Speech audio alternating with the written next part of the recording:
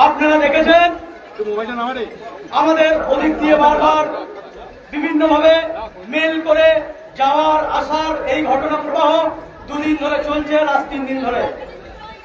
সেই জায়গায় দাঁড়িয়ে আজকের আমরা সমস্ত ডব্লিউবিডিএফের সমস্ত প্রতিনিধিদের সঙ্গে আলোচনা করে যে জায়গায় দাঁড়িয়েছি সেটা হলো আমরা সেই জায়গা থেকে আমরা প্রথম থেকে যে দাবিটা আমাদের ছিল সেই দাবিতে কিন্তু আমরা অনড় আছি এখনো, যে আমরা লাইভ স্ট্রিমিং এর ধরেই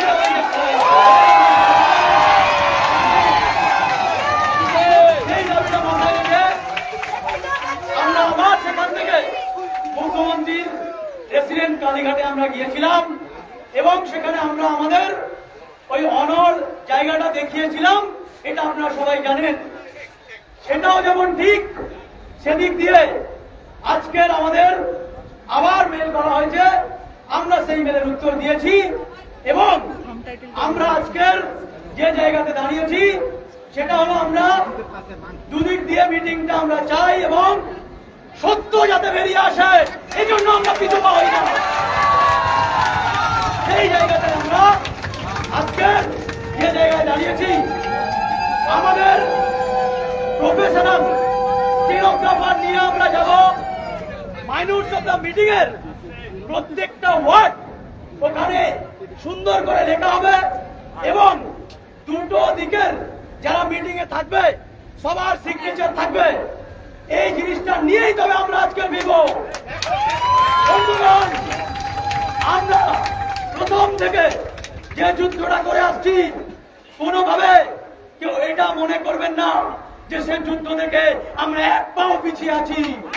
আমরা কিন্তু সেই যুদ্ধে থাকবো, আছি এবং আমরা ওই অন্যায়ের বিরুদ্ধে প্রতিবাদ করেছি, করব।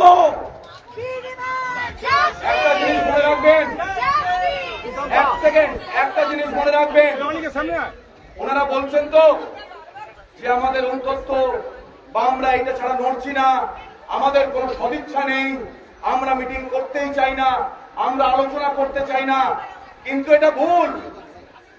আমরা বারবার ওনাদের দেখতে চাইছি ওনারা কতটা আমাদের সাথে কথা বলতে চান, কারণ আমরা জানি আমরা যে লড়াইটা লড়ছি সেটা সত্যের লড়াই, সেটা ন্যায় বিচারের লড়াই এবং সেই ন্যায় বিচারের লড়াই থেকে আমরা দেখতে চাই যে ওনারা এই ন্যায় বিচারের লড়াইকে কত দূর নিয়ে যেতে পারেন। সেই ন্যায় বিচারের লড়াইয়ে ডাক দিয়েই আমরা যাচ্ছি। বন্ধুরা, আপনারা সবাই আমাদের সাথে আছেন এবং আমরা কোন রকম কোন সিদ্ধান্ত ওখানে নেব না। এখানে এসে সবার সাথে কথা বলে আমরা সমস্ত সিদ্ধান্ত নেব। তাতে যদি আন্দোলন আরো তীব্র থেকে তীব্র